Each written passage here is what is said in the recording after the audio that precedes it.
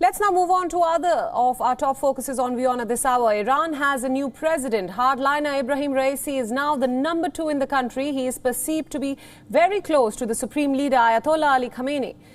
The new president is taking oath as we speak in a grand ceremony in Tehran, which incidentally is attended by India's Foreign Minister S. Jaishankar, along with officials from 73 other countries. Now, on your screens now are live visuals coming from Tehran, Iran, where Iran's new president, Ebrahim Raisi, is about to be sworn in a grand ceremony.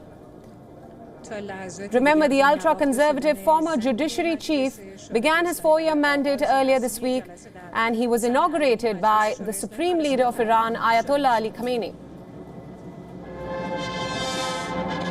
His election comes at a time when Iran is now facing an economy which has been battered by US sanctions, as well as very tense relations with the West and a grinding health crisis amid the negotiations that are currently on to revive the controversial nuclear pact.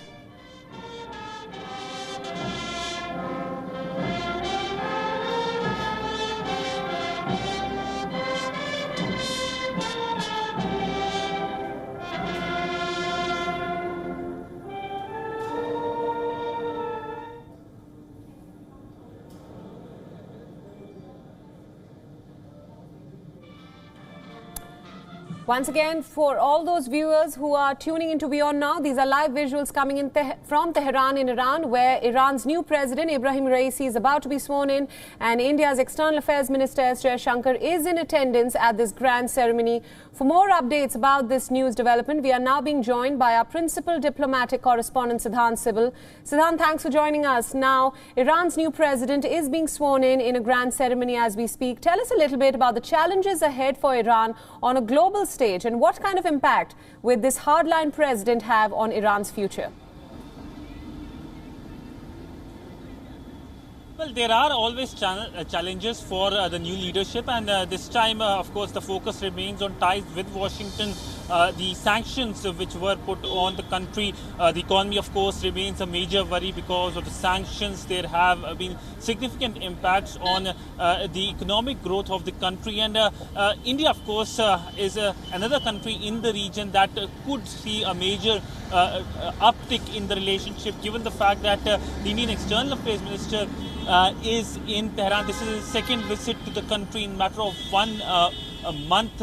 We know that last month also he was in Iran. He made a stopover while going to Moscow, and he was in fact the first foreign minister to call on the new president-elect of Iran. And now, of course, he is again in the country. He's expected to again call on the new president, this time, of course, after his oath-taking ceremony. But it also shows that how India is giving a focus to Iran. Iran important for India for two reasons. First, of course, connectivity, Chabahar being the major game-changer initiative backed by New Delhi for connectivity to its west, and through Chabahar, India gets a leeway and connectivity to Afghanistan and wider Central Asian region. And Chabahar is also key to the north-south international transport corridor that connects Moscow and Mumbai. Another, of course, is energy. India imports a lot of oil from Iran, but because of the sanctions, it could not do so. So these are the two things which we can see increased engagement, and under the Biden administration, we can see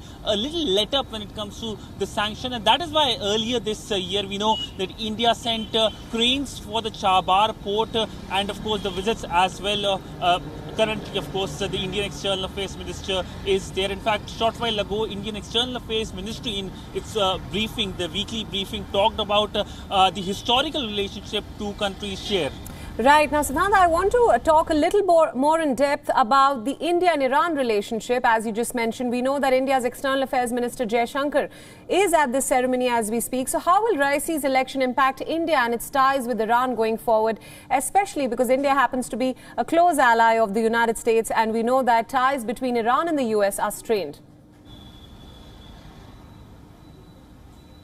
Well, choosing between two friends is always a difficult task, and of course, for New Delhi, choosing between Tehran and Washington will always be a difficult task, given that India shares good relationship with both the countries. But under the Biden administration, we can in fact see that dilemma for New Delhi reducing, given the fact that there can be some positive movement between Tehran and Washington. But talking about the relationship, it's just not the energy and connectivity which has been the key link, but also a long-standing historical relationship between the two countries, and also both countries engaging specifically on Afghanistan. Remember last month when the Indian External Affairs Minister was in Tehran, he held meeting with his counterpart. The Taliban delegation was also there, and we know that Iran of course shares border with Afghanistan. So what will be the focus for New Delhi and Tehran is something that everyone will be keenly watching. Are both the countries on the same page when it comes to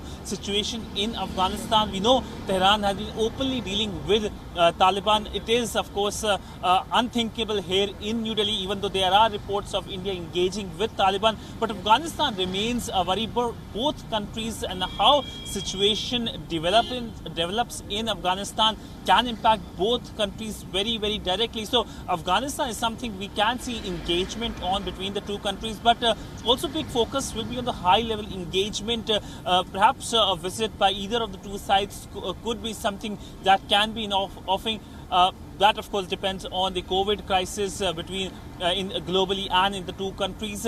But we have seen earlier in the pre-COVID era there was increased high-level engagement. In fact, the Iranian foreign minister was often here in New Delhi as part of its engagement with India. But by and large, the fact that India has sent its foreign minister for the oath-taking ceremony of the new president is also a strong message in the region and of course across the world when it comes to India's dealing with Iran. India believes a strong partnership with Iran, but that is not at the cost of any country, either with the US, either with Saudi Arabia.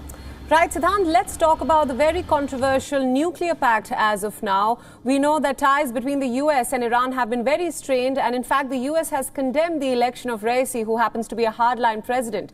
With Raisi at the helm, what is the future of nuclear talks?